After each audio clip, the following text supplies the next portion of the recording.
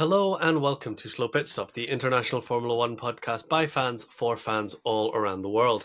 My name's Arafat, and as always, I'm joined by my co-host Mohammed. Say hi, Mohammed. Hi, Mohammed. And you're joining us for the Bahrain Grand Prix review episode, which was our first race on a Saturday, at least that I can remember. I don't know if there's been one before. Yeah, and it's funny because that means the next race is also on Saturday. What's happening? Why have things flipped? What's going on in the world? Why have things changed so much and yet they've really stayed the same? This race could have been like the same race at any point last year. Like there's literally no difference. Everything is changing and nothing is changing. Yeah. So in today's episode, we're going to keep it short because it's a doubleheader weekend and there's going to be lots of Saudi content coming up as well. But we're going to talk about the news and we're going to talk about a story that we don't want to talk about, but it's just consuming all oxygen in Formula One at this point. So we're going to have to talk about Horner. And then we'll get into our race review, talk about Ferrari, talk about Lewis, what it means as a Team LH fan, watching Mercedes do badly and Ferrari do well. And then finally a little bit on Yuki and Ricardo. Yeah. How have you been? I don't know, man. I don't know how I've been. That's how I'll put it this way, because I went into this race with high expectations, which I shouldn't have done. That was my mistake. I own that. And then I fell asleep halfway through. I woke up when Lewis undercut Piastri, and I was like, oh, good. Something has happened. He's done something. And then I went back to sleep until the end. And I woke up again to Max Verstappen wins, blah, blah, blah. Oh, my God. If I have to hear that one more time, I might kill myself. I don't know. Yeah, I think from that point of view, it's pretty dull. And I hope the situation changes quickly. Should we get into the news, though? Yeah, let's do it. So the Christian Horner story. Obviously, we talked about it last time and how we don't want to talk about it because it's a serious situation. But basically, on Sunday, the Telegraph, as a paper in the Netherlands, reported that Max Verstappen had been asked by our old friend at MBS, the president of the FIA, to back Horner publicly, which seems like quite an intervention for, one, anyone to do in general, but two, especially the president of the FIA, and three, especially the president of the FIA, who's made so many public blunders and has announced publicly that he's going to be stepping back and being more hands-off from Formula One. So what's this guy up to? I don't know. And then they wrote, BBC Sport has independently verified this story, which is like, great. So it's real and it's all nonsense. And then today, Jos Verstappen comes in and starts talking about how the team is going to explode and fall apart because Christian Horner is still in his place as team principal. Yeah. And after this whole internal investigation result came out and said, look, he's not been found guilty, we're closing the matter and moving on, someone leaked dozens and dozens and dozens of texts. And I can't work out if they're real, if they're fake. Every time RedBull is asked, are these real or fake, they move on and say, we're not engaging in that question. So they're not denying it, which is interesting. And the race and the BBC News, which I've looked at, they're making a point of saying that, Red Bull isn't denying it. Yeah. And even Joe Sayward put out on his Twitter, he was like, wow, like, something big has just happened. I just want to say, these texts are definitely real, okay? I know there's a lot of people out there saying that they must be fake. You can't manufacture mediocrity. It's very hard to do so. When we make our fake texts, we go for like obnoxious and funny and that's the only way you can manufacture something. You cannot sit there and manufacture, some weird intersection of like creepy flirting with a 9-to-5 job. Like in those text messages, he's like, reschedule the London meeting to 1 p.m. Also, what are you wearing? You can't do that. Yeah. It would take a psychopath to manufacture that. Like, it's so bizarre. The whole thing. Yeah, it's insane.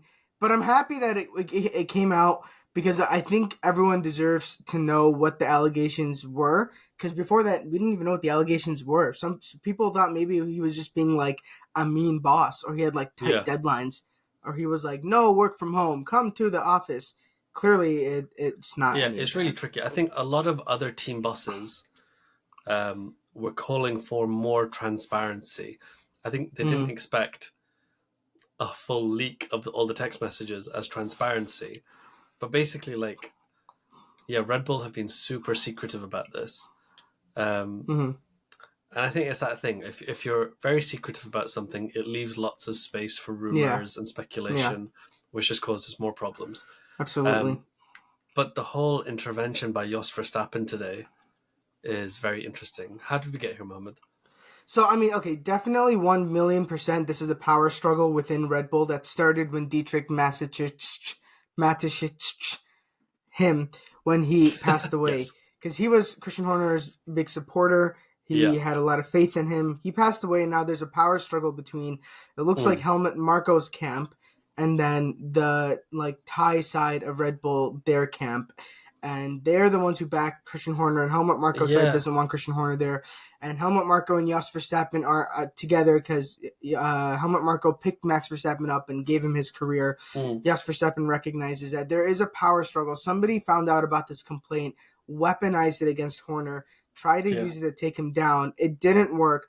When it didn't work, they clearly had a contingency plan, this Google Drive that was ready to go. So it must have been somebody high up enough that has like a full PR release. You know, I for my community center, my mosque, we have one of those. You know, it's like a document with the phone numbers and email addresses of every like media person in the city, all the newspapers, Mm. and we just do it for the, you know, like if we're doing an open house or whatever, you know, we Mm-mm-mm. send it out. So somebody who has high enough access with that document has given it to the camp that doesn't like Christian Horner, and they're trying to torpedo his career. What I can't make out is why. The only thing I know is he doesn't like Helmut Marko, Christian Horner, but like neither does 99.9% of the world. So what has Yeah. changed, you know, that's allowed this like internal civil war strife to open out and become like a full Yeah. on, you know, targeted campaign against Christian? I don't know. I don't I know don't what's get it either. changed. It's this bizarre Game of Thrones situation. Like you said, there's different camps. Yeah, There's Helmut Marko, there's Christian yeah, Horner, yeah. there's the Verstappen camp, Mm-hmm. there's the Red Bull organization in Austria, which Mm-hmm. owns 49% of the company, and that's Mark Mm-hmm. Mateschitz, the son Mm-hmm. of Dietrich. Mm-hmm. And then there's the Uvidya family in Mm-hmm. Thailand, who own Mm-hmm. 51% of it. Mm-hmm. And like you said, I don't know who's fighting who, who's stabbing who in the back. Yeah. Maybe we'll find out one day, but maybe we just won't. It'll all just be very bizarre. Yeah, and you know, like you said something interesting before, and I mentioned it in our last episode, that if any of this stuff was real, Jerry Halliwell would have uh, Yeah. How divorced, but weird she was all of hasn't. that? I know. And did you see her with the hand in hand walking into the Bahrain Yeah, and it's paddock? Like, like that's very interesting. she would like give him a kiss and then turn around and check to make sure the cameras were on them. And like the other UK tabloids are saying that she's actually very betrayed and very hurt, and she doesn't want to do that. But the thing is, tabloids literally make things up, so who knows like Yeah, what's who going knows on what's there. real? Yeah, so it's just it's like very gossip type situation. But you know what's interesting is I think Formula One has like a nice scandal like this every few years just to keep things Yeah, interesting. um, but it's funny, right? Like there was someone somewhere said, um, Susie Wolf must be hmm, telling Toto Wolff's secret information about F1 yeah, Academy or yeah, confidential information, and the yeah. FIA launch a full investigation. Christian Horner does something, and MBS is out there saying, to Max Verstappen, you have to Hmm, publicly defend him. hmm, Like, it's all really strange. And I'm like, hmm, I don't understand what's going on. And now that Jos Verstappen is saying things, because, you know, Frank Williams famously used to refer to drivers as light bulbs. Oh, You just really? take one out and put one in. And, like, he would have people win the world championship and fire them because you're like, you're too expensive now. Don't care. My car is what's winning here. Someone else will win next year. Um, That's and I funny. can't think of the last time a driver, because everyone's like, wow, Horner's got to go now because Red Yeah. Bull's going to take the Verstappen side. One, I think Max is caught in the middle now between his team and his dad. Mm-hmm. And Ugh, two, that sucks. like, I've not seen a situation before where a team boss is taken down because of a driver. Mm-hmm. You know, normally you Yeah. fire the driver and you go, our car is good enough to take anyone. Yeah. But I'm interested to see how all of that side of it plays out. My thing is like that's definitely part of it because there was like a news report that came out to not a news report, a picture of Jos Verstappen meeting with Toto Wolff, and like a lot of speculation because they asked Toto Wolff, are you talking with Max Verstappen to have him move to Mercedes? And he said like I'm not ruling anything out right now. So it's very possible that Jos Verstappen is making these public overtures, like I'm going to other teams. Look, Yeah, take like he pictures could have of me done that as a doing it. phone call. Why did Exactly. he, like, he's done it Yeah. in person where Yeah, people can take a in front of picture cameras in the paddock. in front of cameras, exactly, Yeah, it's with all reason. very orchestrated. Yeah, the only person I hope gets out of this okay is the woman that was texting Christian Horner, because she was in a situation that I think is very difficult, and I think as long as she is okay out of it, that'd be good. I really don't care what happens to Christian Horner or Max Verstappen or Jos Verstappen, and certainly not Helmut Marko.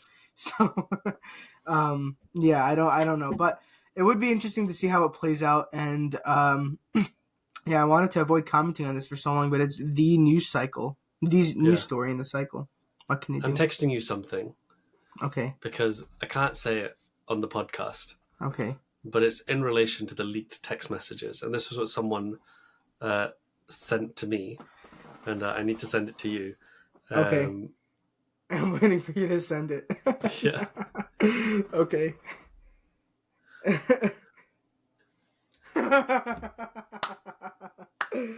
The people listening are gonna be so upset that they didn't get to hear it. I'll just say this: if you're going through, no, I won't even say that. My nephew listens to this, and he's 9 years old, and I don't want to. But if you want to find out more, follow us on @SlowPitStop on Twitter and Instagram, and DM us, and we'll tell you there. Yeah, literally, we will. We will. Should we get into the actual Formula One side of things? Yes, let's do it. That's the most depressing side for me nowadays. It was a bit dull, wasn't it? Well, so I think qualifying was quite interesting because you really didn't know if Verstappen was going to be on pole. Leclerc looked really fast, and I really thought it would be him. I thought until the end, Leclerc's got this. The Ferrari has a good qualifying car, and then right to the end, and then Verstappen put the car in pole. And good, kudos to him. It's hard to have the most dominant car and then actually like make use of it every week. There's a lot of people in the grid. Yeah, exactly. There's a lot of people under driving their cars. So good for him for actually putting the car on pole. It did set up a very boring race. I don't know what happened with Lewis Hamilton. He was doing so well, actually. Somebody said he didn't have a fresh set of softs. Somebody said he said that he changed his car for race pace. But when you qualify as low as 9, you need to have incredible race pace to have any difference. So you've compromised the car too much. The only good thing is that he says he feels comfortable in the car and that the car looks reliable. But it just makes me grateful that there is a light at the end of that tunnel, and that light is red. Because if I had to just like live with this mediocrity of Mercedes until Lewis retires, I would be so depressed. It'd be a waste of my time. Yeah. But I'm glad he's making at worst a sideways move. I don't think Mercedes has gotten it right enough that by next year, they're all of a sudden fighting for wins. I don't even know if they'll fight for wins this year. But one more quick thing before I send it over to you.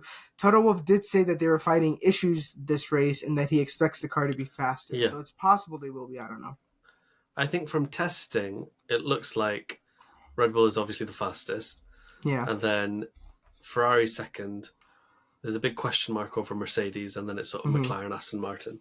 But the thing you were saying about Lewis, like his seat broke. He said his left butt cheek was hanging in falling the and air, rising and jiggling around. Oh my god! And then why'd you say? And then what else was happening? It was like there was an issue with brakes. Yeah, Ferrari had an issue with brakes as well. Because they didn't realize. Because you see how Leclerc kept locking up.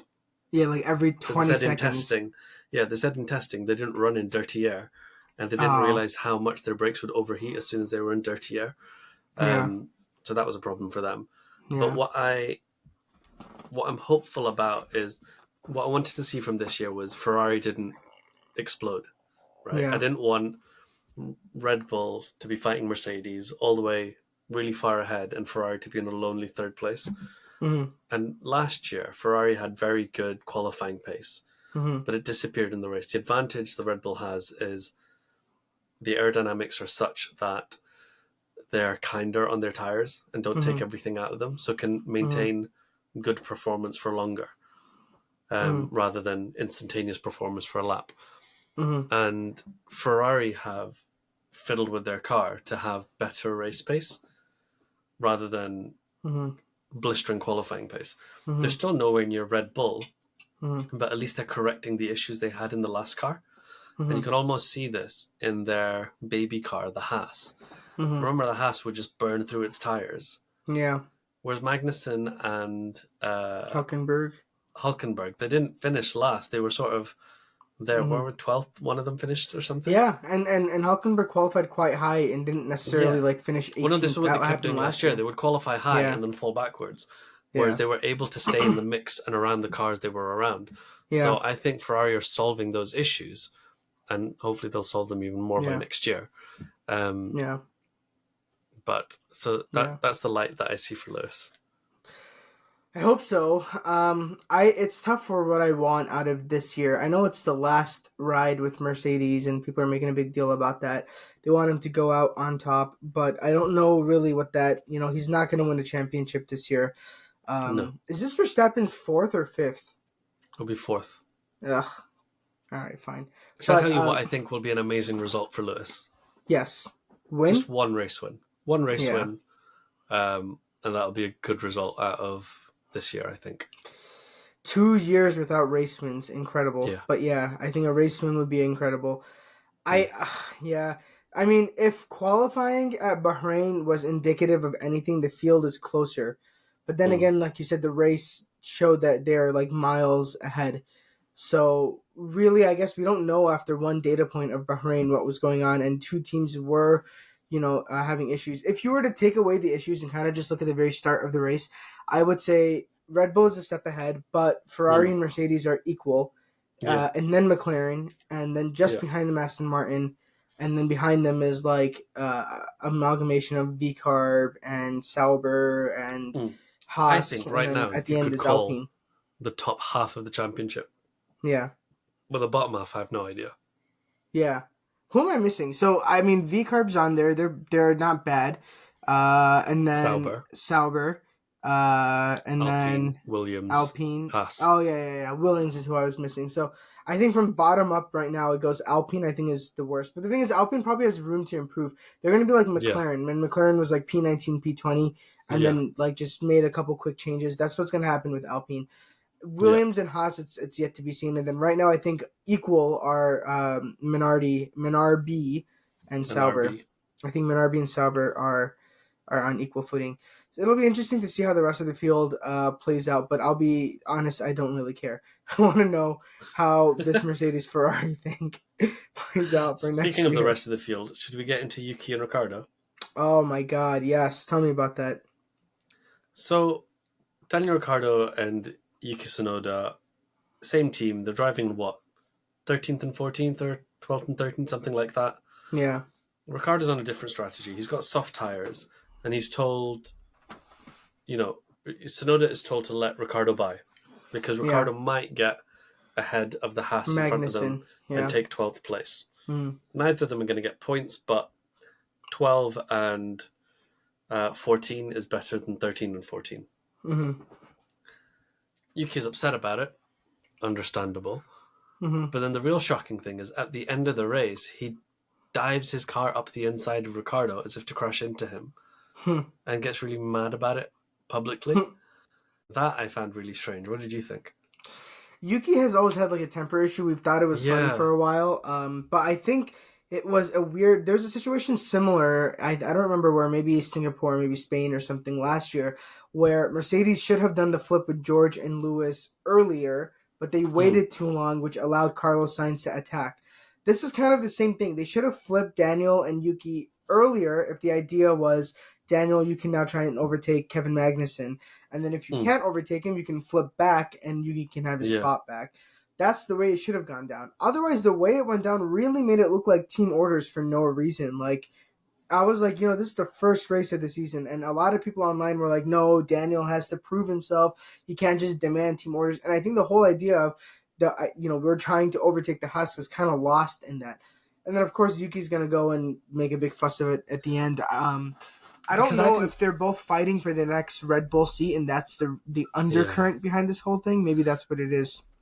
So, I think there's two bits that I want to talk about. One is the actual situation, and two is how a team should manage it. So, okay. The first part is the same thing happened in the race with Stroll and Alonso. Stroll, was obviously in last place because he got hit by Hülkenberg. Yeah. But then climbed all the way back into the points, put on a good performance, and let Alonso pass because Alonso was on soft tires at the end, and Stroll wasn't. And that all just happened without any drama. And I think as a team, they need to talk about rules of engagement before. They need to say, look, Yuki, Daniel has an extra set of softs. He's going to be on them at the end of the race. He's going to be in a completely different strategy to you. If he comes up behind you, we would expect you to let him pass. And if there's a situation where you've let him pass and then he's in front of you, just before the checkered flag, we'll ask you to swap positions back. Yeah. Like they had to do this, with Lewis and Rosberg. Yeah. After they crashed into each other, they had to set out very clear rules. Yeah. And be like, like qualifying, so-and-so is going to get to go first and this and that and whatever else. And it just feels like V-Carb, Minardi, whatever they are. Yeah, Minardi. It feels like they've not done that.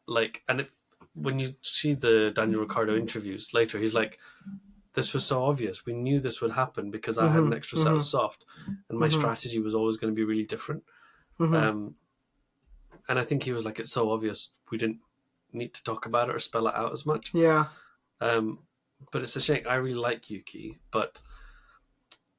Do you think it's inexperienced? Daniel Ricciardo is a journeyman. He's been at 15 teams on the grid. Yeah. Yuki has basically only been at Minardi, and he's only in his third or fourth year of Formula One. This isn't. I think only in third or fourth. There's so many drivers out there who only get 1 or 2 seasons. Yeah. I think if you're in there for 3 or 4 years, you need to know. You're at the point where you need to behave better. The last person I can think of that hit another driver or did something like that was when Vettel hit the side of Hamilton at Azerbaijan. Yeah. But Vettel did that with 4 world championships under his belt. Yeah. So Yuki needs to either, be amazing, or what he's saying to future employers like Red Bull or Aston Martin, whoever, is, I have a temper and I might put your car in the wall and cost you lots of money. I am surprised he has a seat. I know it's because of his Japanese backers, or Honda. It's because of Honda, right? That's why he has a seat. So wherever Honda goes. Which, okay, hold on, real quick, dial it back. Where is Honda going? Because Ford says, yes, but Ford has said, wait, did they confirm that? I forgot. My memory is shot. Yeah. Oh, okay. Yeah. Aston Martin are becoming Honda.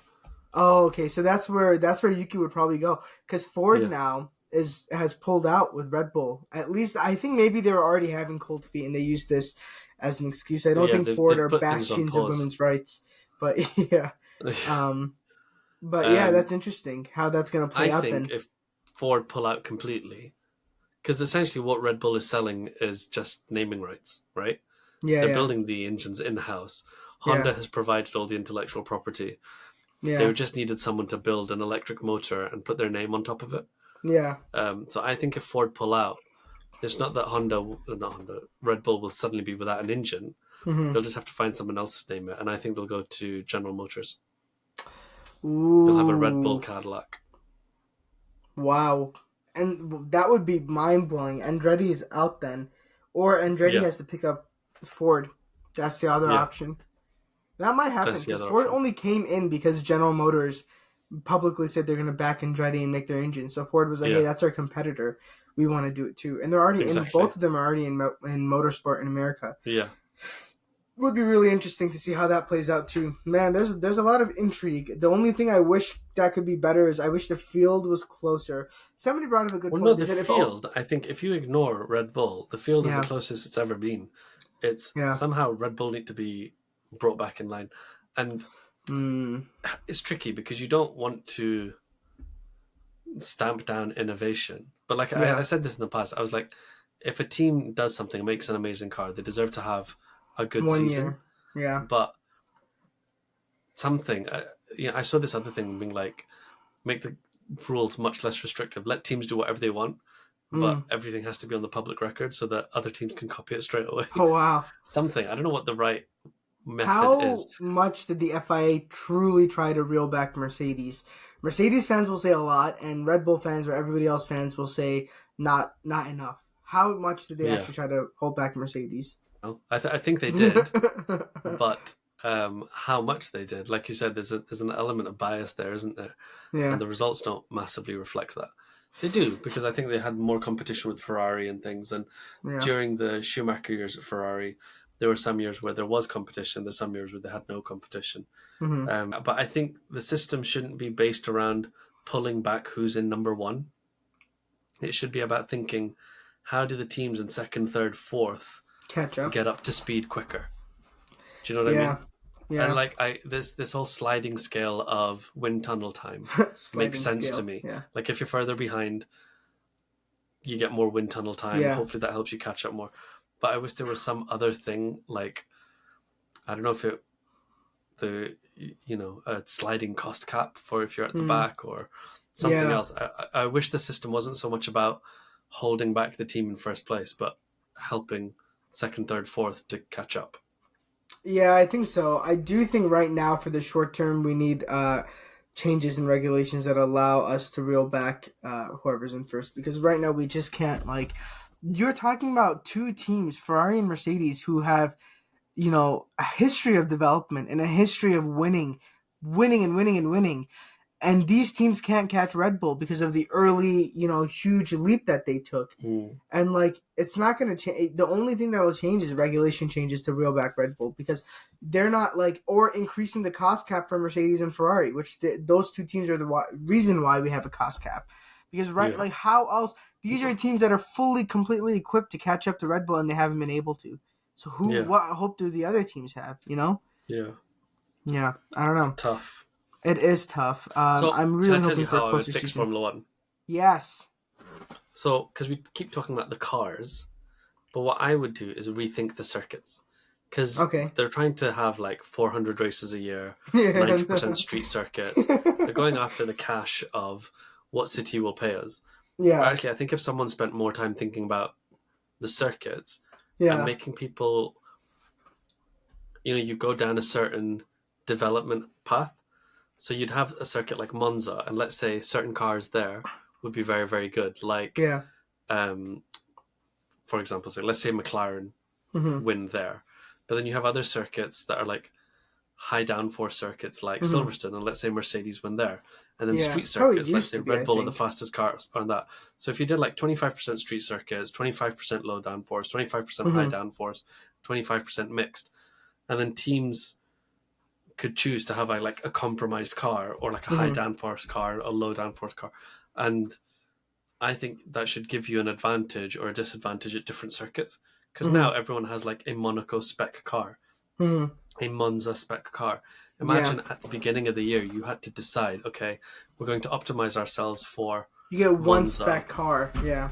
Yeah. And do you go with something that's sort of average and try and collect third place throughout the year, or do you try and win Monaco, or do you try and win? I think that would, I don't know, be a potential solution.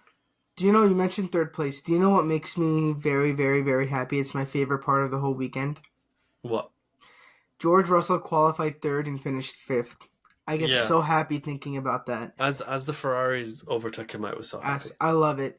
And Lewis started ninth and went seventh. So you can't necessarily say that the car was bad. He made up 2 spots. George lost 2 spots. It makes me so happy. And you know when he went super wide? The only thing I could help but think is that is the future of Mercedes. Toto Wolff is watching and thinking, this is my future. When Crofty was like, oh, there's a rare mistake from George Russell under pressure. I was like, every time this guy's under pressure, he crashes into a wall. Remember Singapore? Remember, literally anywhere. And whenever he's under pressure, he crashes. So, like, And I the don't know funny what thing cost is, he's like, talking he about. really would have crashed into the wall. There was just a massive runoff area that he Yeah. didn't have to crash into. So, but that was so it was like right off. I mean, Lewis did that once too because he didn't want to like slam on the brakes and Lock lock his up brakes, his tires. Yeah, but that's not what But he happened didn't with do it George. under pressure. He just did Yeah, it because he was exactly. trying to go faster. Yeah. And George did it when he was literally being chased by Leclerc, which Yeah. allowed Leclerc to overtake him, which was hilarious. But yeah, I mean, actually, he went up to second at a certain point. He got passed by Perez, Leclerc, and Sainz.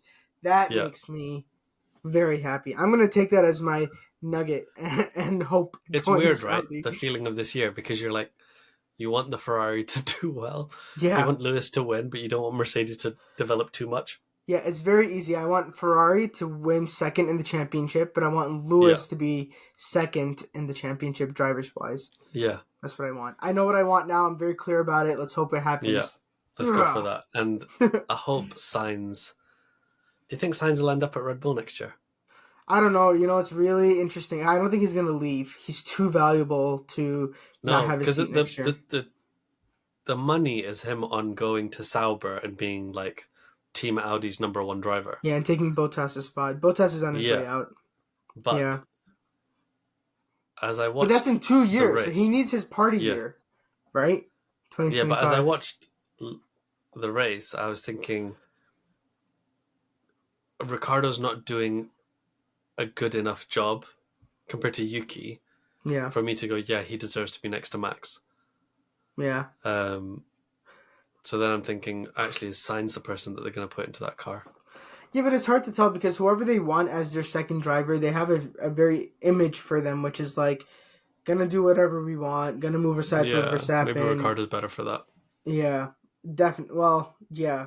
Ricardo's got his second life now, so he's going to want to implodes the whole situation and Max goes to Mercedes. Oh my god. I don't think so. You know, I was listening to Checkered Flag like back in 2021, and I remember Jolie and Palmer saying that like Verstappen and Red Bull hate Mercedes. Like it's not even like, you know, professional disagreement. They hate Mercedes. That's like their number one rival, and there's something about Verstappen and Mercedes, and he just absolutely hates Mercedes guts. I could see him moving to a different team before he moves to Mercedes, and I think they really like Red Bull. I think right now all of their effort is just going to be on torpedoing Christian Horner's career for some reason. Yeah. Fair enough. That's what I think. Cool. But we're going to Saudi next. Yeah, I actually am excited. I was just in Jeddah, but unfortunately the track was shut down because they were getting it ready for the race, so I couldn't go in. But I am very excited for this race. I think we should go. Me and you, let's go to Jeddah next year for the race and enjoy it. It's a fun track. That'd be good. Yeah, I agree. Bianca just raced there. I don't know how she did. She's like having a whole life. I tried to schedule something so we could talk to her in the off season, but her off season wasn't on season. Did you see how much she did in her off season? That's crazy. Loads of racing.